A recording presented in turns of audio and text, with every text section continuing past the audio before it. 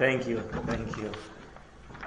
So it's a real pleasure to be here, and I feel very comfortable with Rabbis. How do you hear me?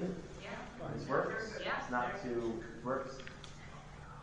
But I'd like to read a text with you. This is a text from it's towards the end of David's biography in the Bible. It's Samuel 2, chapter 24. And it's a moment in David's biography which is not a great moment. Is this not working? It's fine? There's a moment in David, it's not a great moment in David's biography. Is it only my... It's reverberating, right?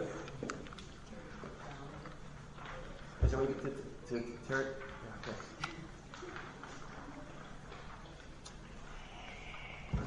And it's a moment of what I'll try to convince you of a great, great sin that King David committed towards the end of his biography.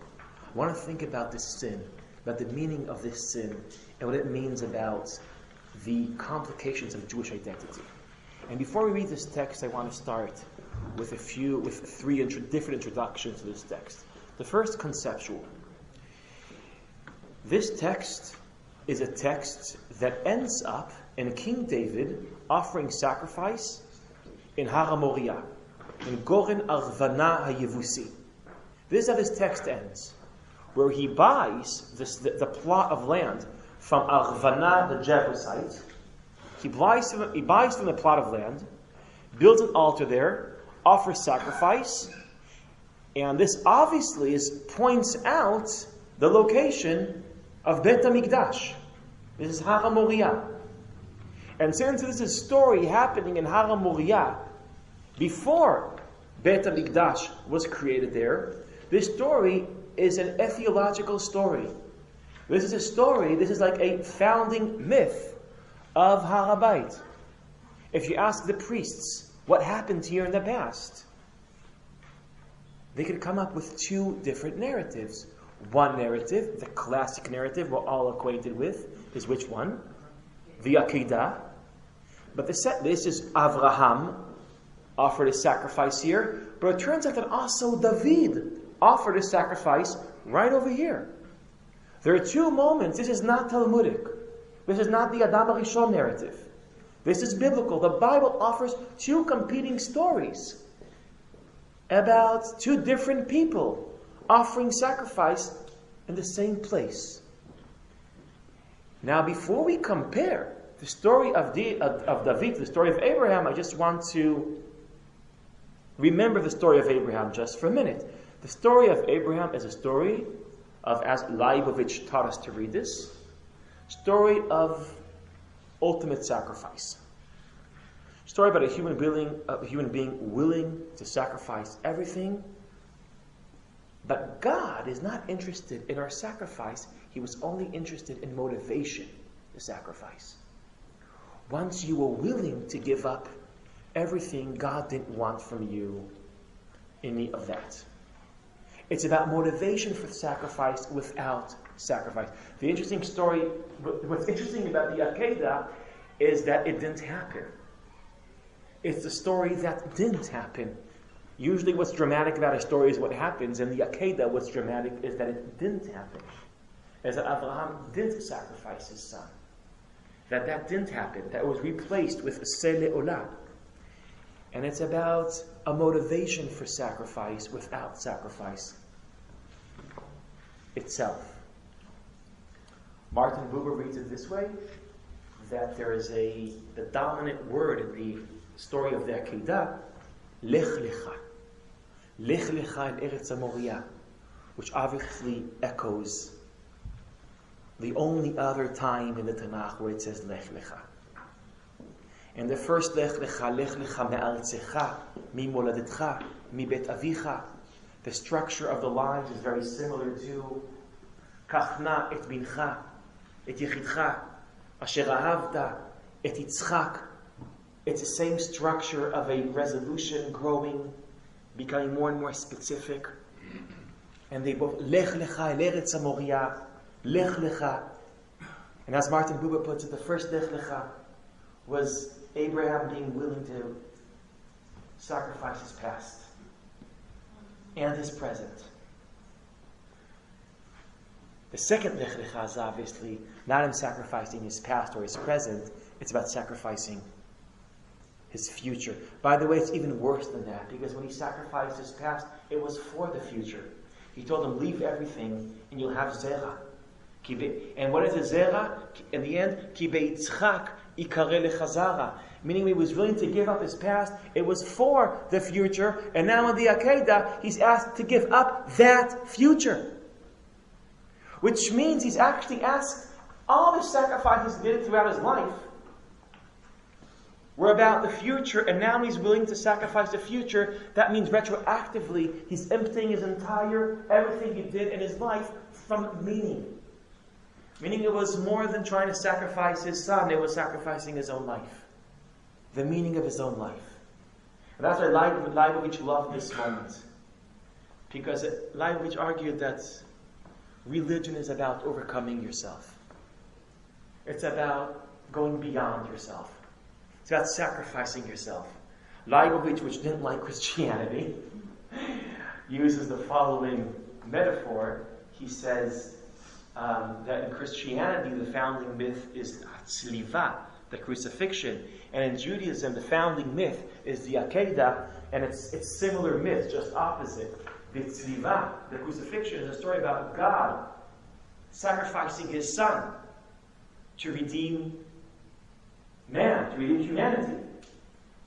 And the Akedah is a story about man being willing to sacrifice his son for God. The Akedah is reverse crucifixion. It's about, and it is Leibovich's critique, he didn't like Christianity. He said that's a religion that puts humanity in the center. It's self-serving. We're about overcoming ourselves, not serving ourselves. That's Leibovich. Soloveitchik also bought into this. He said there's a reason why every day we read the Akedah, it's to remind us that the Akedah is in the heart of our narrative. Religion. I have this image, Pito, of David Hartman quoting Soloveitchik. And he was mocking Soloveitchik, but actually it sounded very interesting that Soloveitchik used to pound on the table and says, religion is about sacrifice. And it's very deep. Religion is about overcoming yourself. And the Akedah in the heart of religion is making that statement. It's about sacrifice. Later on, I want to compare Akedat Yitzchak. Now, when that is the founding myth of Har HaBayit, and Har HaBayit is where you connect to God. If that's the founding myth, that's the founding myth of Judaism. Now, there's an alternative story. What happened to David? Now, I want to argue that what happened to David offers an alternative narrative of what sacredness is about. So that's one introduction. I'm going to move to a second introduction. I want to use different build concepts that will help me when we read. A second has to do with the Aleph Bet Yoshua. You all know Aleph Bet Yoshua, right? Mm-hmm. Yeah. And just, he had this observation. He says, Hayahadut ze androgynous. Hayahadut ze androgynous. I think it translates hermaphrodite? Androgynous? Yeah. Isn't that another one? Androgynous. Okay. It's androgynous. Lama? So what is hermaphrodite? It's an actual physical state as opposed to just having characteristics. No, androgynous, he means when a baby is born. In English, those are the difference between No, the noun androgynous is a hermaphrodite. I mean, I'm talking about a baby is born and the parents are asking, what is it? And the answer is, well, it's... Intersex. It's both? Intersex. Anyway, it's a boy and a girl together. Right. And by the way, what do they do today when that is born? As a boy and girl together? They used to decide, but now they're not. Now they're letting it grow and decide for itself. I read that.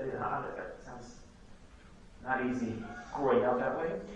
But what they used to do an intervention, and it's an operation that doesn't change its sex, it defines what it is. It takes one off, it decides. not in fact, Yeshua says, Hayahaduti androginus, because it's a nation. With every characteristic of a nation. Shared language, shared memory, land, solidarity. It's a nation. It's 100% a nation. It's Am Yisrael. Some scholars think not only that it's a nation, the Jewish people are the paradigm for what a nation is. But the problem is, it's a religion. With every classic characteristic of religion. God, ritual, the whole thing. Some people say that that's the paradigm for religion itself. So it's 100% of religion, it's 100% a nation at the same time. Androgynous. It's both. They usually don't come together. I could be Canadian by nation and Catholic by religion, or Protestant by religion, or I can be Catholic by religion, Argentinian, it's both. Am Yisrael and in a deep sense, I would say, in light of this paradoxical, impossible identity, when you are both.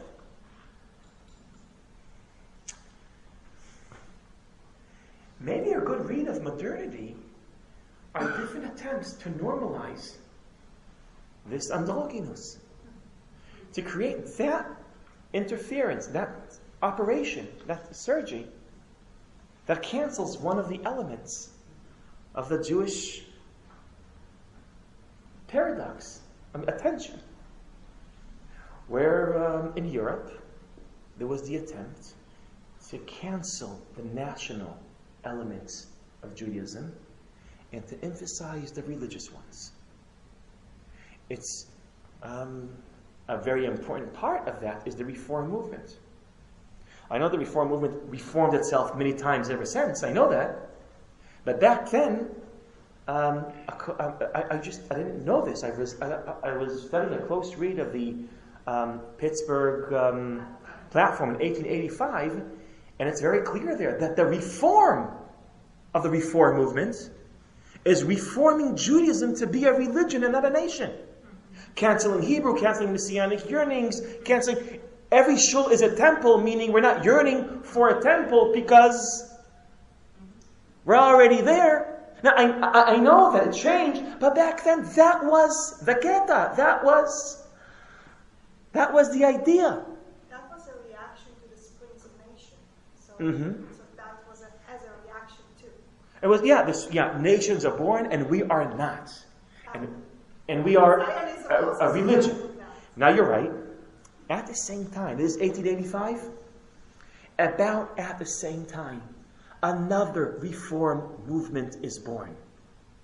Secular Zionism. Secular Zionism is a radical reform movement. It's an attempt to reform Judaism. It's an attempt to perform that operation that defines what this very old baby is. But it's the reverse reform. It's not turning Judaism from a nation to a religion. It's reforming it from being a religion to a nation, erasing all religious aspects. God, ritual, take it all out. And emphasize language, land, emphasize turning it into a nation.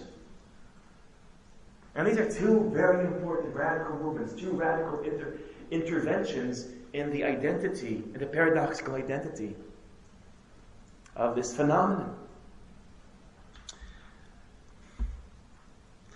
I'll stop here. I wanted to offer that observation also. I just wanted to say that if we see the 20th century, what happened to the Reform movement, what happened to secular Zionism, what's happening in secular Zionism today, well, the Reform movement reformed itself many times ever since and embraced nationalism, embraced Israel, embraced Zionism, becomes there's a strong... But when it comes to secular Zionism, I'm sure you all know that secular Zionism in Israel today is searching for a strong, inspired connection with Judaism as a religion, without becoming religious. I think the interesting thing in the 21st century, I think it's fair to say that most of us recognize that the operation failed, that we can't normalize this, that we're living with both. Later on, I will want to argue that the different narratives, Akedah, of Abraham and David, have a lot to do with this tension.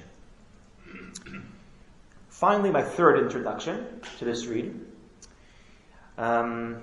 just about the text itself. This is how the method I want to read this text with. This text, like many biblical texts, appears twice in the Tanakh. It appears once in Samuel 2, chapter 24, and it's again in Divrei Yamin, in Chronicles. What is Divrei Yamin? Many times, it's telling the story all over again. There's just one twist. It doesn't tell the exact story all over again. What are the changes that Divrei Yamin like to do towards the original story? What does it like to do? What? Clean it up. Clean it up. According to Samuel, David permits that great sin with Bathsheba, where he sleeps with the wife of his warrior, and then not only does that, he also gets rid of the warrior to cover it up. That is not there in Divrei Yamin. King Solomon has a great biography that ends with idolatry.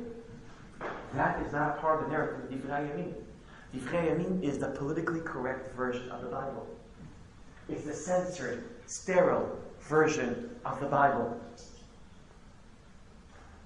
You know the Talmudic notion, Kol Omer David Chata Eino Ela To'eh. Well, the Talmud wasn't the first to think that biblical figures don't sin. It begins in the Bible itself. It begins in the Midrash of Divrei Yamin. It's a censorship of the text. But the people who canonized the Bible, they did something kind of weird. They offer both narratives. The messy, dirty, real narrative and the clean, censored narrative. They put both in the same Bible. Which is weird because, wait? Yes, but we always cheat. We'll always check. But Divrei Yamin was an attempt, I think, to replace the first narrative, and in the end it just added to the first narrative. And the reason why this is important for me is that if Divrei Yamin is very sensitive to any critique on biblical heroes, because they have to be perfect, that means that every time Divrei Yamin changes something in the text, it senses something radical in the text. What I want to do is I want to use Divrei Yamin's sensitivity. So I want to uncover the interpretation of Divrei Yamin to Shmuel Bet. If I, in the first reading of Shmuel Bet, can't notice what's radical about this text, if Divrei Yamin changed something, I want to go back and ask, okay, so what is radical about this text? So that's the method I want to use. I want to read Shmuel Bet, and I want to use the censorship of Divrei Yamin in order to ask questions about Shmuel Bet. Is that clear the way you want to read? Okay, so those are three conceptual and textual and theological introductions before we start reading. Are there any questions at this stage? Okay, so let's start reading, and I'll have room for discussion and conversation by Moshe. So this is how I'd like to do it. I'll read from Shmuel Aleph, and wherever there's dramatic changes in Divrei Yamin, so I'll point out. Is it okay if I'll read in Hebrew, okay? Okay? And we have the translation here if you want to read from the translation, but the Hebrew has its power.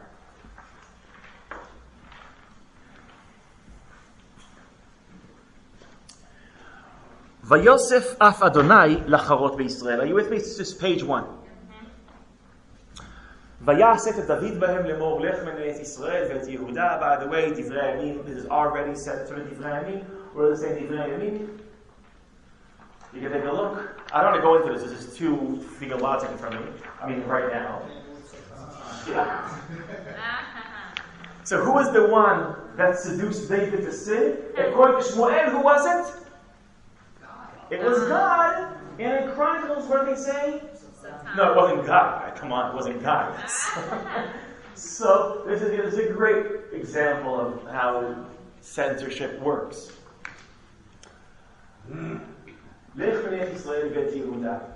What's the sin? Counting. Why is counting a sin? Why is counting a sin? I think the text will explain why is counting a sin, but it's, yes? Is this where we get the notion that we're not supposed to count people? This is that notion is from Parashat Ki Tisai from Exodus, And there's what I defined as black biblical humor. It says that you're not allowed to count, and it says V'lo yeh bahem negif bifkodotam. Meaning, when you count, usually there's a plague, which I think is like black humor. Like, don't count, because when you count, you'll always have to count again. Because, yeah, you can't ever get the right number. Yeah. So that's already the kitisa. Yeah, you're not allowed to count. Doesn't say why not allowed to count. I think here we're going to get a hunch. Now here, this is David doing that. There are almost every ancient society had prohibitions against counting people. One of them was mythological, but the other one was because of taxes. You didn't want to count people because you knew if you counted people, that meant that you were going to charge them whatever amount it was that you counted. So there was a popular superstition also against counting. Okay, great. Great. I mean, maybe that's even worse. Yeah. Aren't we supposed to be too many to count? What? Oh, shelo yisafer merov. Interesting. So if you count, so you... Yeah, the divine promise is now questioned. Interesting.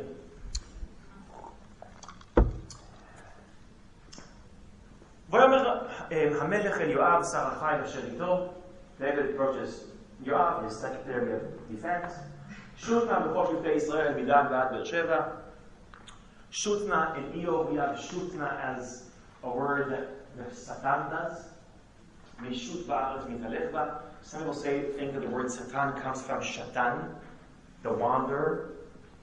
Maybe that's where the Midrash of Divrei was built on, from here.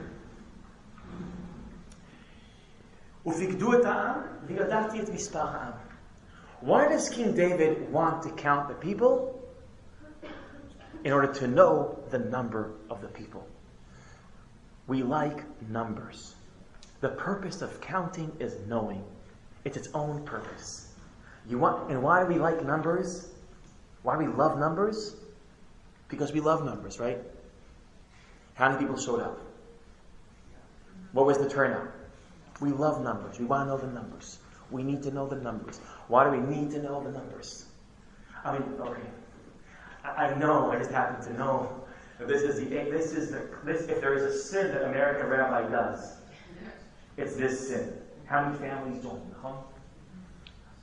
Is it true that your board almost measures your success by this sin? How many joined? How many didn't join? The need to know the numbers. The numbers is what measures your power, what measures your success. David wants to know his number, and then Yoav says to him, Yosef Adonai Elohecha el ha'am kahem v'kahem 100 pa'amim ve'einei Adoni HaMelech ro'ot. You could see all your numbers, you could see your wealth, you could see your people. Ve'lama v'Adoni HaMelech lama chafetz b'davar hazeh. What is Yoav telling David? He's trying to persuade him not to count. And how is he persuading him not to count? Look what you have. Why do you need to count? Which tells us a lot about the ego need of counting. What is Yoav telling David, which teaches us about what satisfies us with numbers? Counting is about being exposed to what you have. It's about being exposed to your power. David wants to know numbers.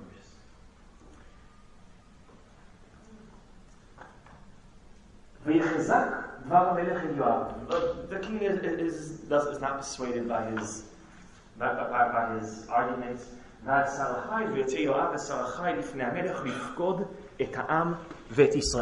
So Yoav goes to count. ויעברו את הירדן ויחנו בערוער ימין העיר אשר בתוך הנחל גד ואליועזר ויבואו הגלעדה. Where are they now? They're now starting to walk through Israel. Where is the Gilad? The Gilad is to a little bit. It's on the other side of the Jordan River. It's to the south of the Golan Heights. This is where the Menashe, Shevet Menashe is. Veleres Tachtim Chodshi v'yavou Dana. Now they're moving back to Dan. You know where Dan is?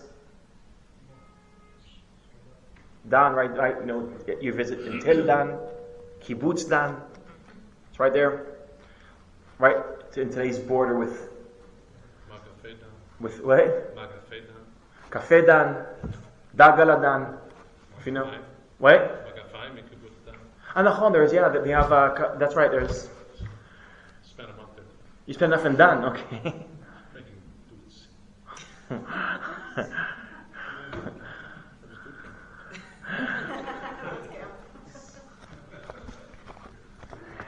Yeah, there's Kibbutz Dafna there. It's a very, very nice place. There's the Chatzbani. There's a ויבואו דן הים ציבל צידון ויבוא מבצר צור כל ריח הביאה כנעני ויוצא נגב יהודה באר שבע. We just went through all of Israel from north to south, from Dan to Beer Sheva. וירשותו בכל הארץ ויבוא מקצה 9 חודשים ו20 יום ירושלים. It took them 9 months and 20 days to count everyone. ויתן יואב את מספר מפקד העם אל המלך, and Yoav gives the number to the king. He produced the number. וישראל 800,000 איש חיל, and the people of Israel are 800,000 men, שולף חרב ואיש יהודה 500,000 איש, which means how many men do we have? 800,000 Israel, 500,000 Yehuda, 1,300,000. That's our number. This is what David wanted. Okay, that's the action that we know. This is the sin. That's right. Amen. That's right. You know, this is what they used to count. ויח לב דוד אותו אחרי כן ספר את העם. There was a sin and now there's a punishment. The sin is counting. What's the punishment? That's your girl? Yeah. Sorry. Beautiful. Not me. That's not my girl. My mother. Middle school. Rachel. All right, hi Rachel. That's the fact. Vayach lev David. Now, this is a strategic line. Why? Later on we'll see, the book of Divrei Yamim completely changed this line. This is a strategic line. Later I'll take us time to figure out, but there's something in this line. What is Vayach lev David oto achei chen safar et ha'am? After he counts the people, Vayach lev David oto. Vayach lev David oto. Literally it says that his heart struck him. Most interpreters say this is a heart attack. That's what I say. There is now he counts the people and he gets the number and immediately what happens? Yeah, that's heartache. But a different way, some people, a minority of the interpreters, but we should know this also, interprets this not as a physical pain of your heart, but of heart is also a metaphor for what? Emotional. That's right. He has emotional pain, probably guilt. It also implies a sin because it's Vayachet Hasela. It's the same word. No, Vayach is Moshe hits the rock. It's Vayachet Hasela. But here, it's not David Maked. David is hit. It echoes that. He's hit by his heart. Vayach lev David oto. But actually, it occurs to me, heart attack means that your heart is attacking you? Is that a metaphor? In a heart attack? No. Or it's attacked? It's attacked, okay. But anyway, here is a heart attack in the sense that your heart is attacking you. Now he's in pain, physical pain, or emotional pain. It's a punishment, it's a makah. And now, what's going to happen? Now, he prays to God. I'm listening in verse 10. Yeah? ויאמר דוד אל אדוני, חטאתי מאוד אשר עשיתי. I have sinned. ואתה אדוני, העבר נא עוון עבדך. העבר is important. Here's actually, sometimes biblical scholars help us understand the text. And here's one. Ha'avara is very different than kapara. There are two things that happen with our sin. What is kapara? means that in some way the presence of your sin is erased. That's kapara. It comes from in the ancient Semitic languages. It comes from it's linked to being clean. So you need to be clean. You clean it, right? Ha'aver means displacing. Meaning I'm carrying the sin that I'm ma'avir. This is literally what we do in Yom Kippur. I mean, what we did in Yom Kippur. We take our collective sins and we locate it on the back of the Se'ir HaMishtalech LaAzazel. Ata ma'avir et ha'chet. Now David is not asking God for kapara, he's asking God for ha'avara. I'm carrying now the burden of the sin. Please, ha'averna avon avdecha. He's asking him for ha'avara. I'm continuing to read. Ha'averna avon avdecha ki iskalti me'od. Now, what doesn't David say? He says, please place the sin somewhere else. What does he say to God?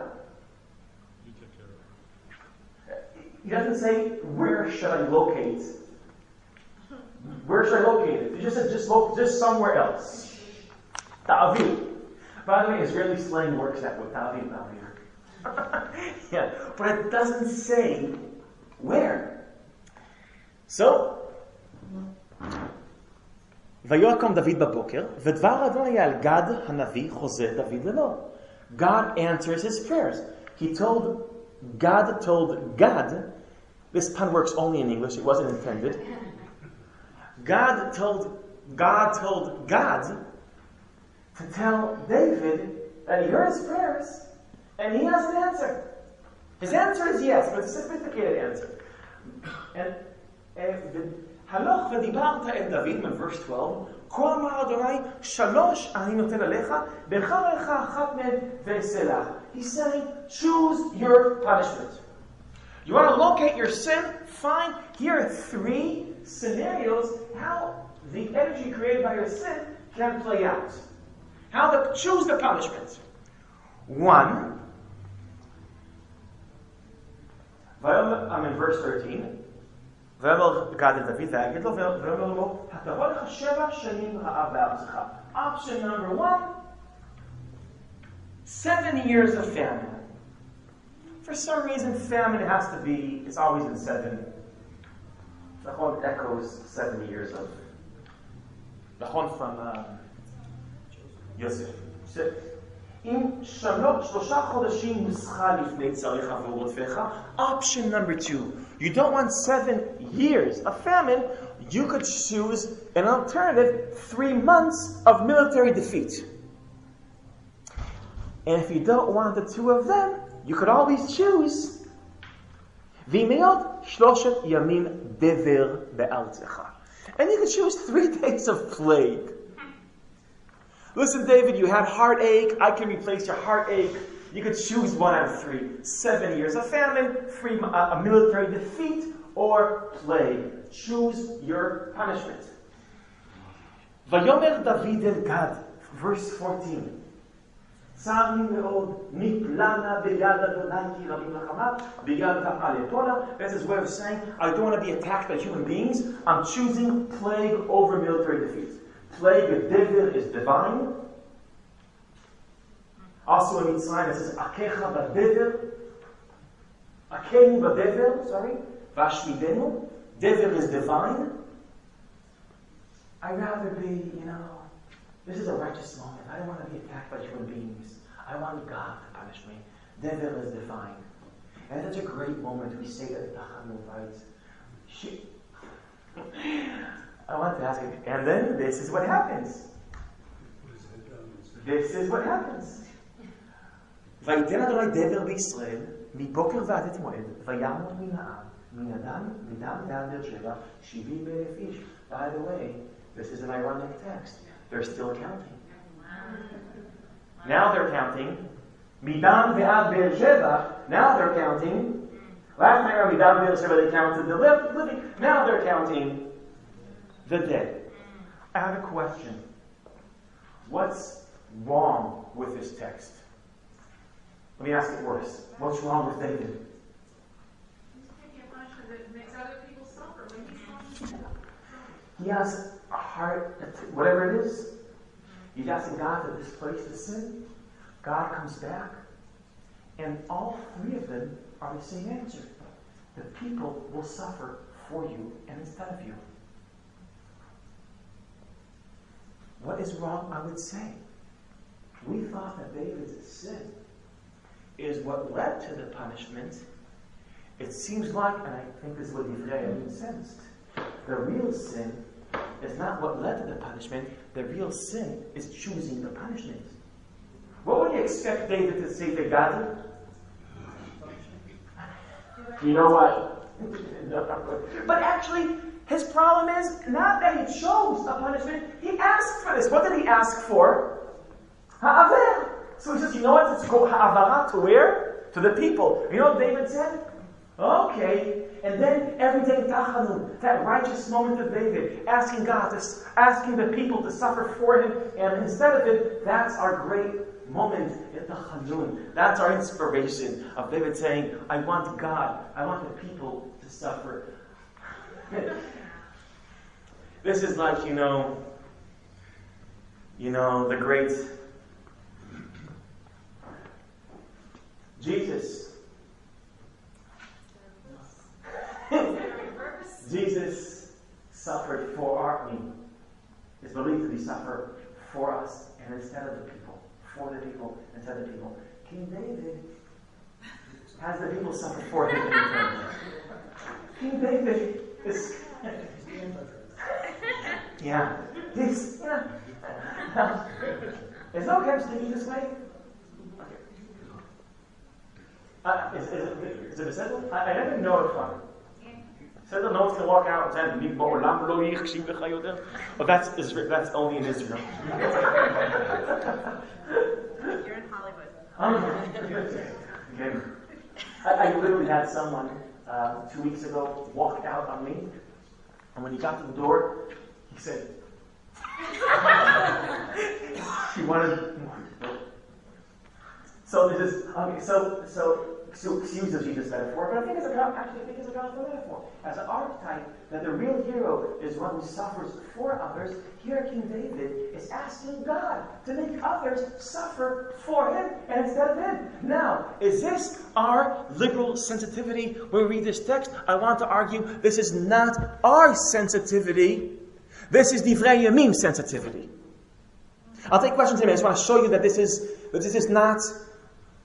I think this is the Divrei Yamim interpretation of the text. How do I know that? Because Divrei Yamim, if I want to argue that the real sin is not the one leading to punishment, the real sin is choosing the punishment. Actually, I think there's a linkage. If you count the people because you get an ego trip from the people, that means that the people are there in your mind for what? To serve you.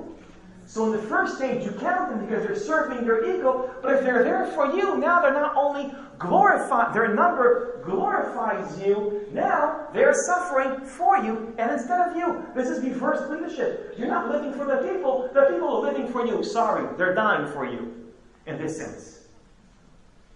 Now this is not my reading, I think this is Divrei Yamim's reading.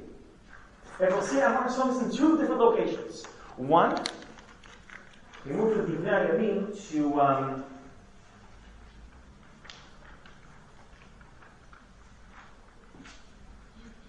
to verse 7.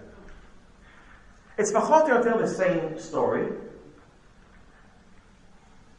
For some reason we have different numbers in the line. But we reach verse 7. You see verse 7 in Divrei Yamim, it's on page 4. Verse 7 in Divrei Yamim.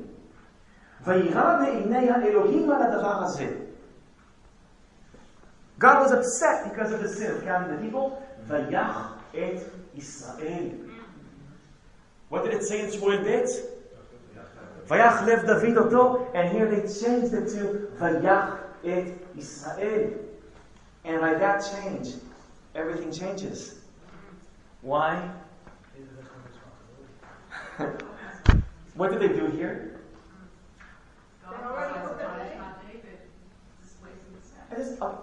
In Shmuel Bet, David's attacked individually, and now he wants to replace other people.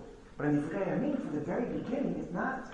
From the very beginning, it was the people. Meaning that in Shmuel Bet, he does a deal. He wants to change individual pain for collective pain, but in Divrei Yamin, it's from the very beginning collective pain, and therefore he didn't do this deal. Divrei Yamin, the censorship of Divrei Yamin, means that Divrei Yamin noticed this. Not only noticed this, they were troubled by this, and they changed this. And there's another thing, by the way. There's now, I want to say something I find beautiful. Because censorship works when it's small changes that make very big, significant changes. Look at verse 13. 13. Vayomer David el Gad. You see verse 13? Savli me'od eplana beyad Adonai ki rabim rachamav v'beyad adam alepol. What does it say in Shmuel Bet? Niplana. In Shmuel Bet, David says, we shall suffer. And in Divrei Yamin, what does it say? I will suffer. Divrei Yamin are turning David into what? The hero. Yeah, now he's Jesus Christ. Yeah. He's suffering. Now, this makes sense because the collective, it didn't change. There's plague, everybody's dying. But they're changing one word. What Divrei did, it did two changes. It turned the original pain into collective, Vayach et Yisrael, and it made David's language individual. So these two changes, this is what's interesting. Our testimony that something bothered them in the depth, I think it's what we said. The real sin is not what led to punishment. It's the punishment. It's choosing the punishment. It's the bakasha for ha'avara. That was the sin. And the paradox, the irony is that they helped me uncover the sin by hiding it. They were hiding the sin. Because they were hiding the sin, it helps me realize, wow, what are you hiding, man? And now point out and feel the sin. Okay. Yes, please. You were saying earlier about the comparison to Abraham and Akedah. Yeah. It's glaring here, right? Between the Vayakom David, Baboker, having to choose three things. Your son, your only son, the one you love. Three things. And the problem in both cases is they both should have said no to God. And none of these options are actually acceptable. And that's just, I think it's fascinating. And what's interesting is that he does say that. Later he says the El Hatzon Ma'asu, but he could have said that. That's right. We're going to read that very soon. I think there's more of Tshuva. We'll read that soon. But definitely, David had... Maybe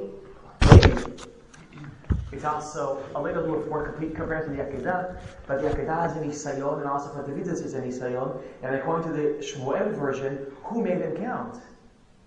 God made him count. But God didn't make him choose the punishment. Maybe that's the Nisayon. Maybe.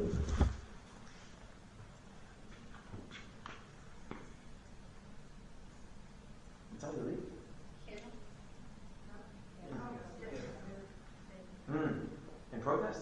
Yeah. Yes. I've never thought about the fact that actually choosing the punishment that comes from God and not man is a further sign of David's ego. Because had he chosen to be defeated by humans, that would have sort of counteracted the ego in the Exactly. It's a great read. Of course he's not going to choose military defeat, because military defeat is humiliating for a king. When he chooses plague, he's still guarding his ego. It's not his, it's God. Military defeat is a failure of a king. Yeah, isn't it interesting? This is what we chose for Tachan. Well, wouldn't famine also be in light of the Joseph story? Famine would be what? Would be not preparing for it.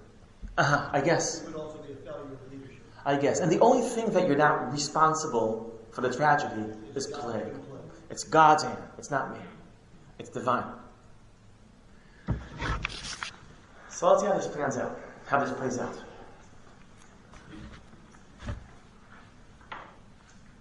ויתן אדוני דבר בישראל, ויפול ישראל 70,000 איש.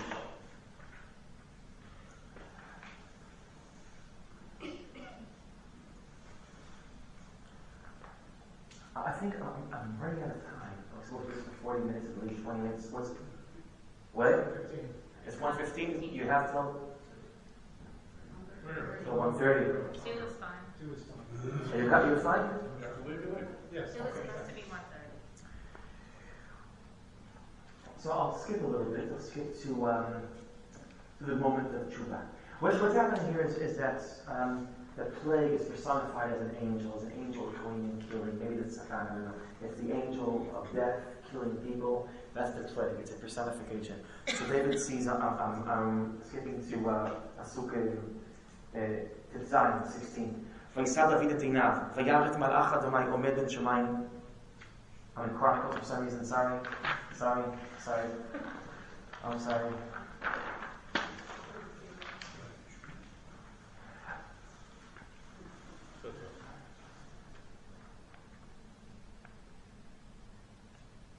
Okay, verse Pasuk Tetzai.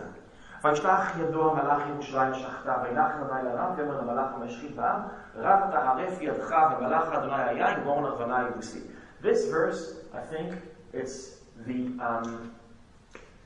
structure of this text is, you know when there's, in a movie, they'll show the last scene, then you go back to the movie and it builds up to that last scene. So it started by showing God telling the angel not to kill anymore.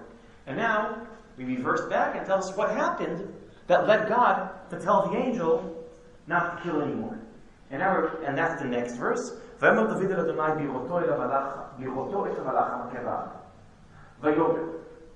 David is his second prayer to God. ויאמר הנה אנוכי חטאתי ואנוכי העבדתי ואלה הצאן מה עשו. Now David is realizing how everything went wrong. I sinned, why are they being punished? Well, we know why, because that's what you wanted. ואלה הצאן מה עשו. There's a part that only works in Hebrew here. אלה הצאן מה עשו. Okay. It's better than the God thing. Now David is asking God to reverse the deal. Instead of everyone suffering, which really means only one thing: kill me and my entire family. I want to suffer instead of them. I want to die instead of them. We already know that this is going to lead at the end of the plague. Now David, this is a moment of tshuva. We have this is by the way the greatness of David. David is always the one to recognize his mistakes, just like his forefather Yehuda, to recognize. Did we say forefathers in the past?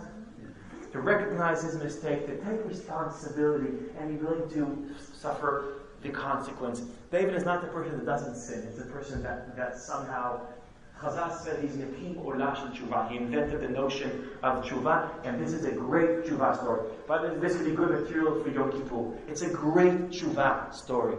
It's David picking himself up. This is the second thing of the story. Now, if we read this text for the first time, what are we expecting to happen? Now what's supposed to happen? David and his family are supposed to die instead of the people. Now it's reversed. Now, especially we think that because we know the plague is going to stop. But he said it's just 3 days. You're right. Maybe David should read it out. You're right. God and David, now God is going to return God's answer again.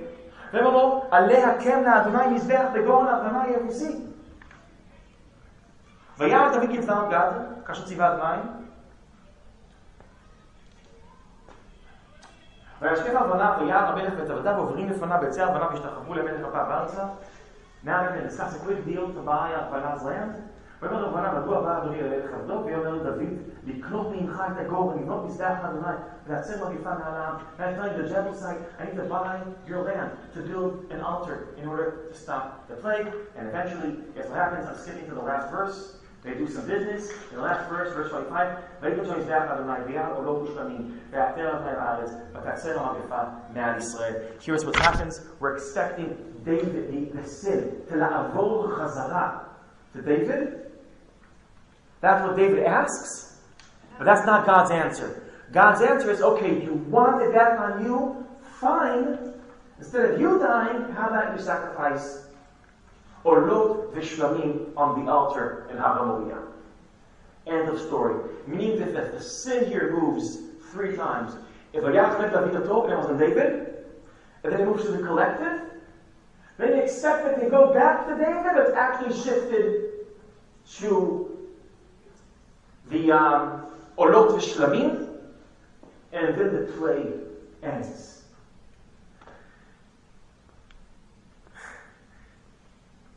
What happened in Goodman Yevusi? What happened was that the plague ended once David was willing to suffer for the people. When he was willing to make the ultimate sacrifice. For him to die, for his family to die, in order for the people to stop suffering. But what did God say? All I needed is your motivation for sacrifice, but what I don't really want is your sacrifice. And instead, what happens? He now said it olah. And there's a replacement. Meaning what we have is 2 theological stories about Har HaBayit. And in a very deep sense, they're the same story. They're a story about human beings willing to sacrifice everything, but in the end, sacrificing nothing. It's about a motivation for sacrifice without sacrifice. It's about God wants us to want to overcome ourselves and to sacrifice ourselves, but without us doing it. And the end of both stories is a story about the Akedah Shelo Eita, about the sacrifice that didn't happen. Akedat David was about David being willing to give up everything. Akedat Abraham and Yitzchak was about Abraham being willing to sacrifice everything. Meaning, there's 2 theological stories that are exposing the sacredness of the Mikdash. David and Abraham, and they're the same stories. And if I were to end this shiur now, here's how to end it. The Torah is teaching us like Leibovitch Kazeh, or Soloveitchik, that it's about living, Judaism is about living for something bigger than yourself. And you know how you know if you're living for something bigger than yourself? If you're willing to die for it. And this is about ultimate sacrifice, about overcoming yourself. 2 stories, the same story, but Har HaBayit. And I would say the only difference is that Abraham was righteous from the very beginning, and David, it has a more messy life, it's more complicated. And what happens to David? He does tshuva in the process. He overcomes himself. There's only one problem with that ending, with that. I think it's missing the essence of the story. I think it's missing the essence of the story. I think if we think about the difference between these 2 narratives,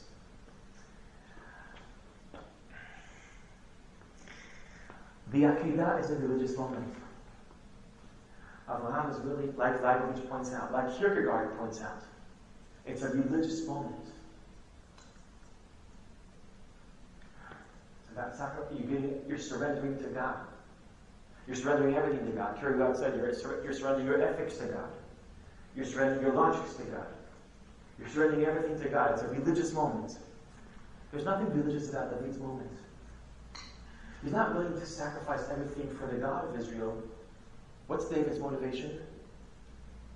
It's to save Am Yisrael. It's to save the people of Israel. It's a different motivation. It goes back to that religion and people split. Right. The Akedah, Judaism is Judaism as a religion.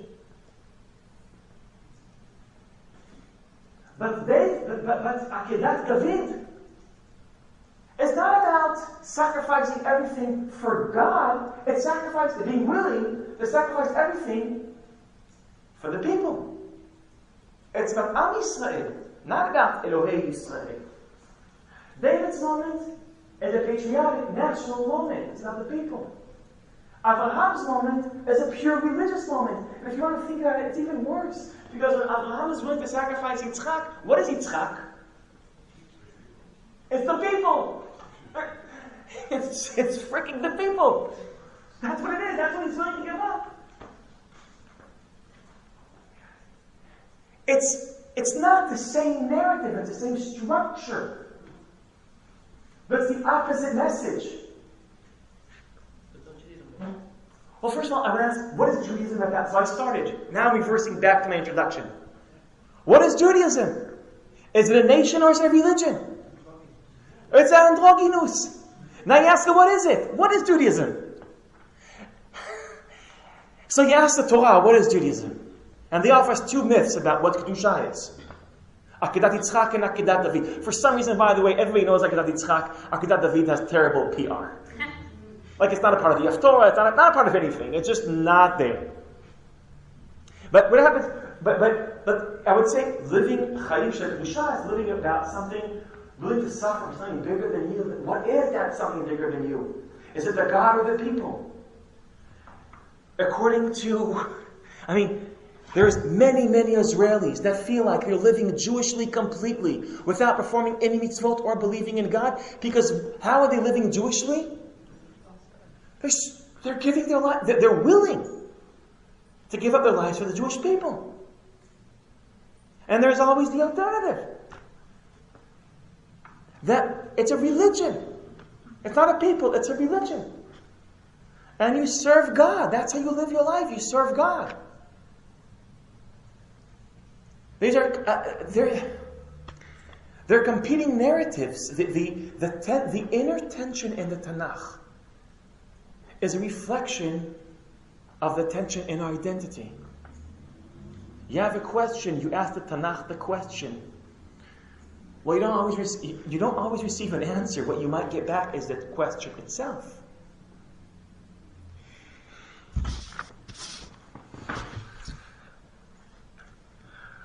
But as you said, I think this is what's powerful about the Tanakh. That it has both narratives. It offers two narratives, two theological stories about the foundation of Kedusha. And if Judaism is about living both narratives, I would say it makes Judaism very complicated. Okay, that was my presentation.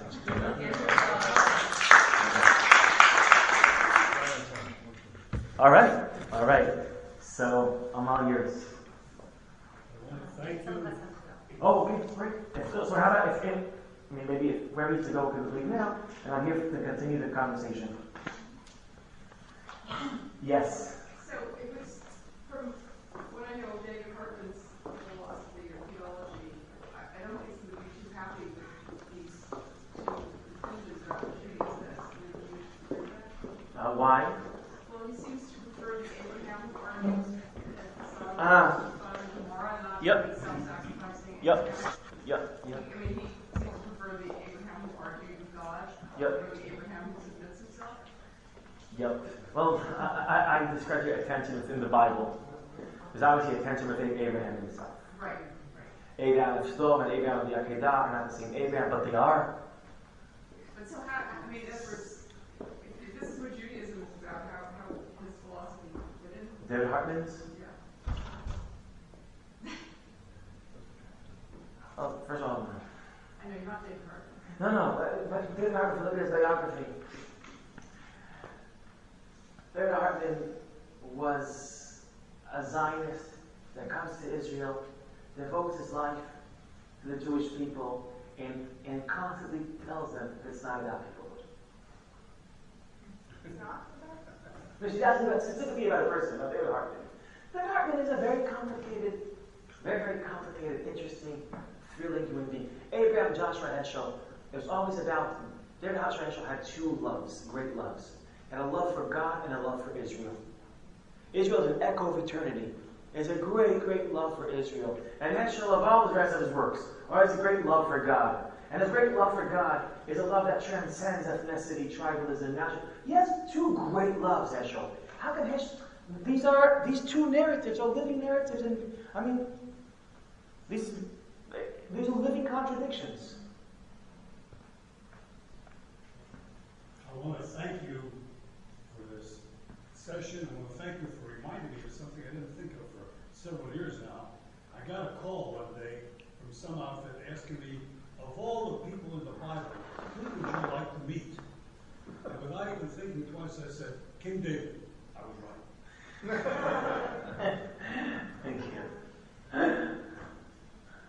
Yes? I'm curious, the ending of both stories between Shmuel, Bet, and Chronicles are more or less the same.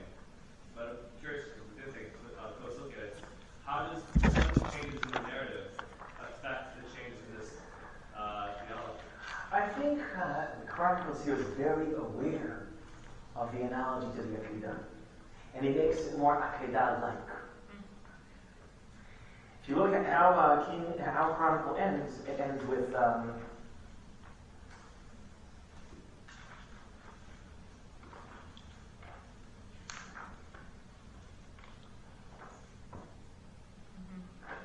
looking for the ending of Chronicles.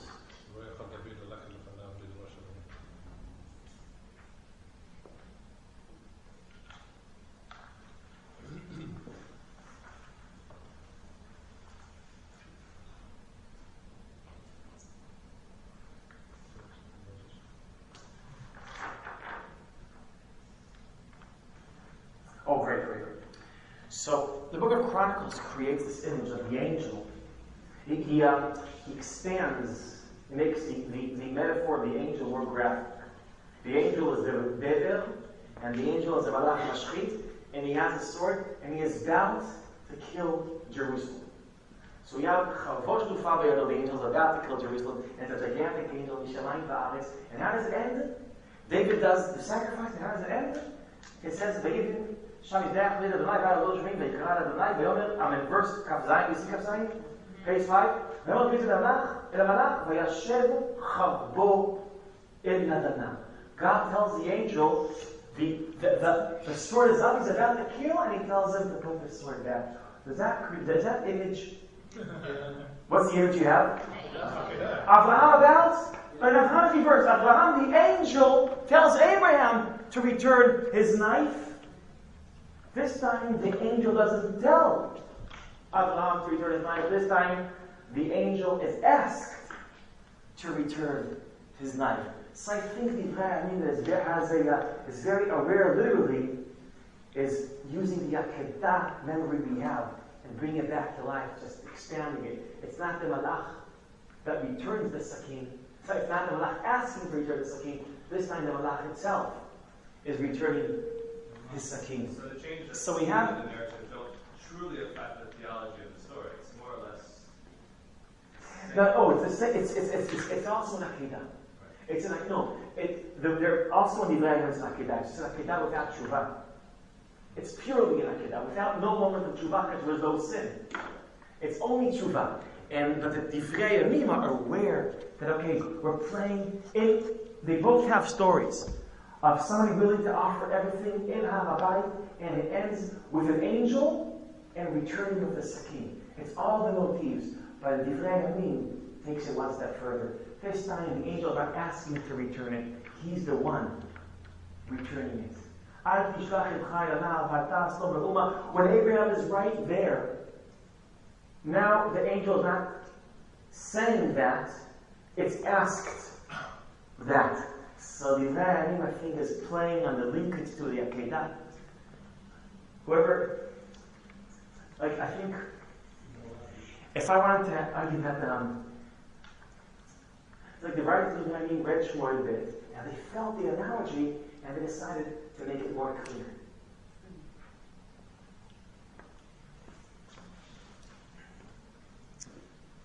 Yes? I have a complicated question. Okay. A little bit about faith.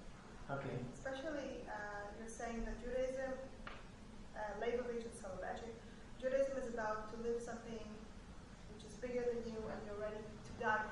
Okay. So would it be correct to say that both Christianity and Islam played from these texts or grew from these specific texts?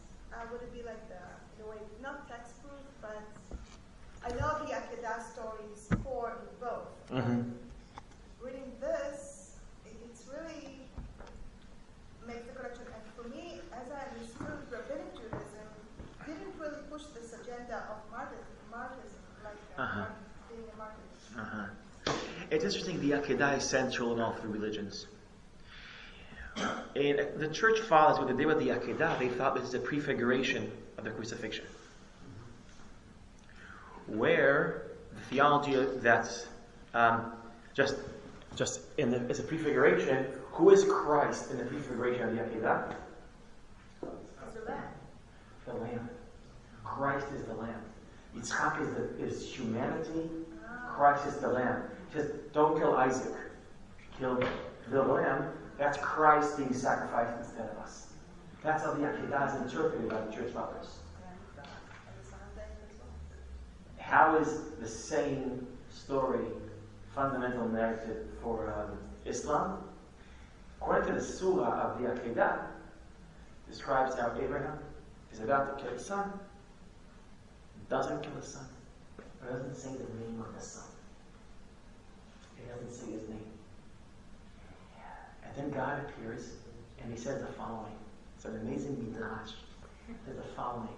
He says, because you did that, you'll have another son and you'll call him Yitzchak. Now this is a great midrash. I think the text was written for people that know this story, and you're imagining it's Yitzchak. And then in the last one it says, and because you did that, you'll have another son called him Yitzchak. And they're like, oh my God, who was that? And that was Ishmael. So in the Christian narrative, they move the lamb as Christ. And in the Muslim narrative, Yitzchak is Ishmael. And then Ishmael is when the story carries the message. Yes? So the way you set it up for us is that the religious Zionist is the true Jew. Oh, interesting. I didn't think of that. I don't think of it that way. Really? Yeah. I'll let you define what a religious Zionist is. Okay. So when I think more religious and more Zionist, I don't mean it in a specific political term in Israel, but now I'm going to take it there. It's election time. So how does this play out, let's say, in the issue with the army about refusing orders and talking about sacrificing for God, sacrificing for the people, and you hear about rabbis teaching soldiers certain things. What do they teach these things? Who teaches?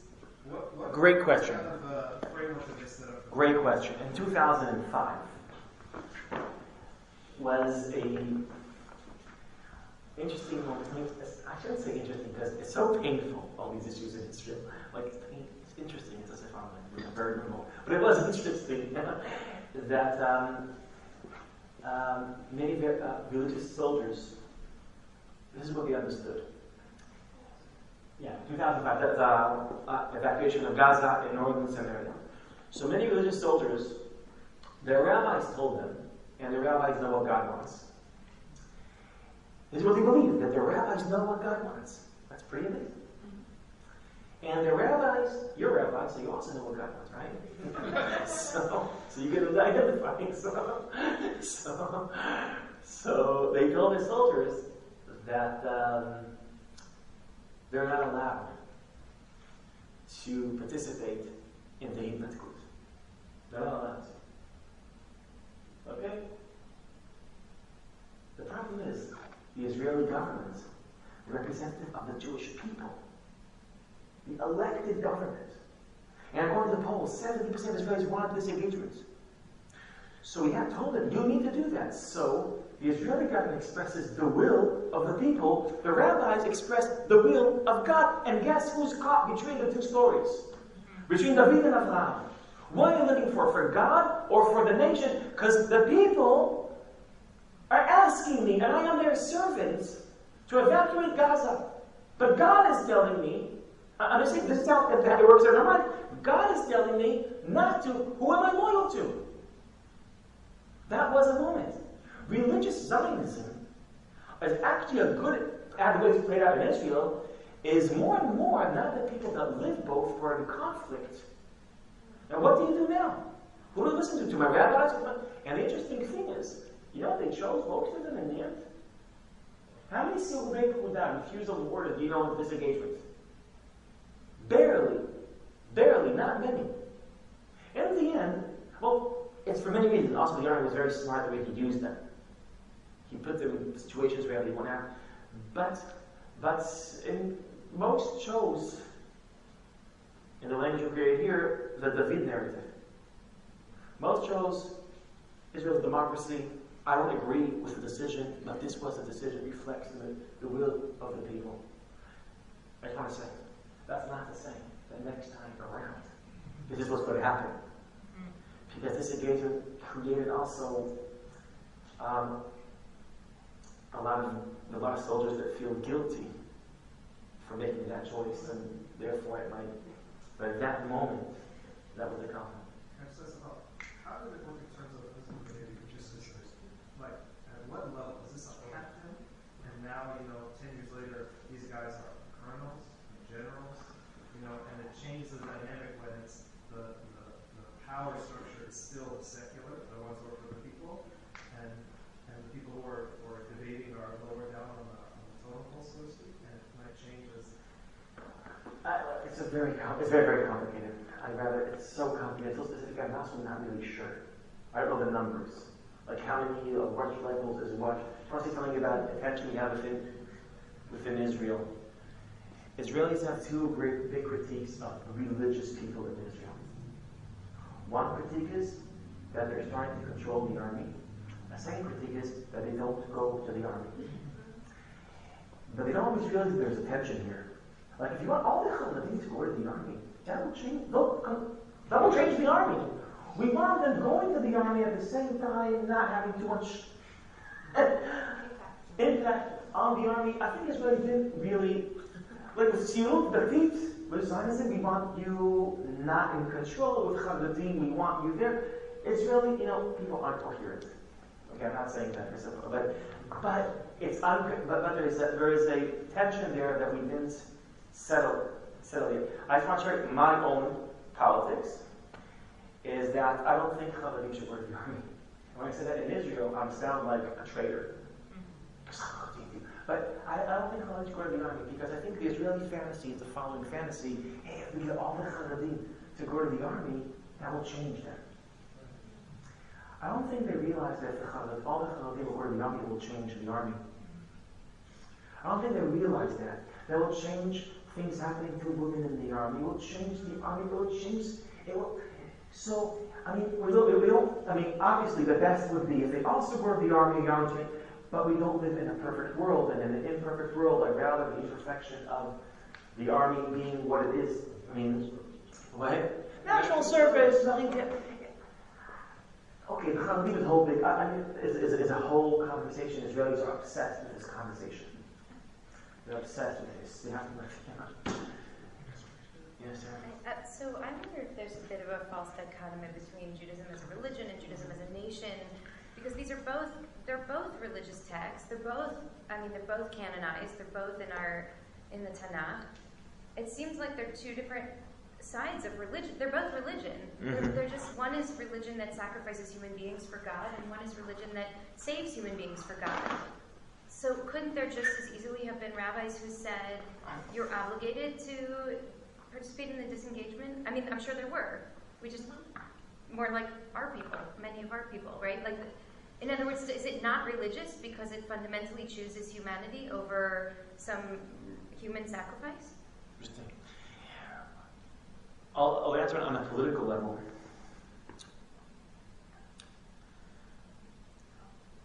Obviously, you could recruit religion to both sides, right? Religion could empower the commanders saying you should evacuate, and it could undermine them. Religion could do both. But it's my opinion that politics is more stable and safer if it's just not a part of the conversation. If we separate religion from politics, Because once you introduce religion, even to enforce your humanism, so you should know it could turn against you. Next time around. So I think it's because here's what's also played out. How religion, I'm speaking now not as a textual, but as an Israeli. Okay? How the role of religion in politics. Here's what religion does to politics many times. Religion, many times, when you think that your political views are the correct views for religious reasons, so many times that creates a mindset that these are not really my views, they're God's views. So that's pretty amazing to think that your views happen to be God's views. It's an amazing coincidence, by the way. Your views, my views, happen to be also God's views. Now that means that the conversation ends, because when you're criticizing me, you're not criticizing me, you're criticizing God. And that turns you not into someone that's wrong. In politics, we think the other side is wrong. That's what politics is about. You're always wrong. But in this case, you're not only wrong, you're a sinner. You're a sinner. And that means I'm not arguing with you. I have to. So what I'm saying is, it destroys the conversation. I'd rather tell me why disagreement is the right thing, not, I know I sound terrible, but without quoting Isaiah. Just because, just give me numbers, we'll just have a secular political conversation. I think, I know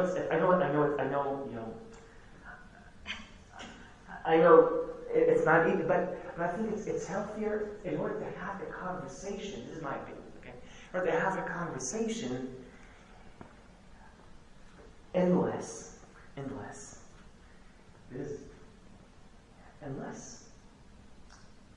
we realize that this is very hard, that religious language doesn't mean certainty. Unless we completely embody the pluralistic Talmudic tradition, where disagreement is a part of the tradition. And that means that if I use a Jewish text to prove my point, that doesn't mean I think I'm right. That means I don't think that that's God's opinions. That's not God's only opinion. But this is very sophisticated. So I would say religion could be a part of the political conversation only after religion is realized in its pluralistic point of view. Then, when that enters politics, it doesn't close the political conversation. But as long as religion is dogmatic, when that religion is attached to politics, politics become dogmatic. So I would say our road to making religion a part of politics starts with making religion, realizing the pluralistic nature of religion. And that starts with a lot of other stuff. Okay? So that's my hope. I think today, the way religion is perceived in Israel, I think it's most healthy just to empty politics from religion and having a secular, rational conversation without quoting verses, because quoting verses end the conversation. But you see, what happens then is that our idea of religion in Israeli politics is the Haredi parties, and then Stav Shafir and Meirav Michaeli and Ruth Calderon, who speak about equality and human dignity and justice, are not considered religious people, even though their message might actually be more religious than the people who are in politics so that they can get more money to fuel their own school systems, right? But don't actually have a broader religious vision, and it feels like it's separating out in a somewhat false way what religious actually is. No, we have the same thing in America, right? I'm not a religious person, right? I'm spiritual, right? And what people are really trying to say is they're not observant. This doesn't mean that they don't ask big questions about life and its meaning. We have the same problem here in that respect. It's not a religious question. It's just amplified to the nth degree. But today when people start, I would say, in my ideal, I would like the Chalid. Politics is politics. But you're right, I think it's very powerful if Stav Shafir quotes Isaiah. Oh. Just because the other side is quoting Ezekiel. Okay? So I think in that sense, but I think it would be better. Israeli political conversation would be a more open, pluralistic conversation if we didn't have Stav Shafir meaning to balance Jewish language with religious language. But if it altogether wouldn't be a religious conversation, it would be just a political conversation, and you might come to your convictions because of your own spirituality, but what you bring to the table are your secular arguments. It's yes and no. In America, we have separation of state and religion, so for us, it's like no-brainer. Bye-bye. I hope you're not walking out. Yeah. Being in Israel is rooted in our religion. It's rooted in who we are. Yes. So once you take that away, so why stay there? Why not come home to America? Oh, no, I'm not saying You take... No, no. You cannot take it No. away. I'm not saying taking religion out of Israel. God forbid. God forbid. The importance of Israel, of living in Israel, is part of our religion and tradition and any way you look at it. So it's a kind of a tricky one. I would say, where is God located? And the fact that God, it's not healthy for God to be present in politics. I think that God is not in society. Be part of my character building, my ritual, my educational system, my community. I'm building communities. But when it comes to major political conversations, I agree with you. So that's, I think, when those conversations, we need to have conversations where I don't think that someone disagrees with me. I think he's wrong. I don't think he's a sinner. I think I might be right. I don't think it's God's opinions. And that's the guard, and that's when religion somehow destroys the ability to have a conversation. And it's very hard to have conversations on sensitive issues to begin with. That's all. Thank you. And also thank again Temple Israel Hollywood for the room and for the... Thank you. Great. Thank you. Thanks for going. See, I'm the upset. I wanted to walk out.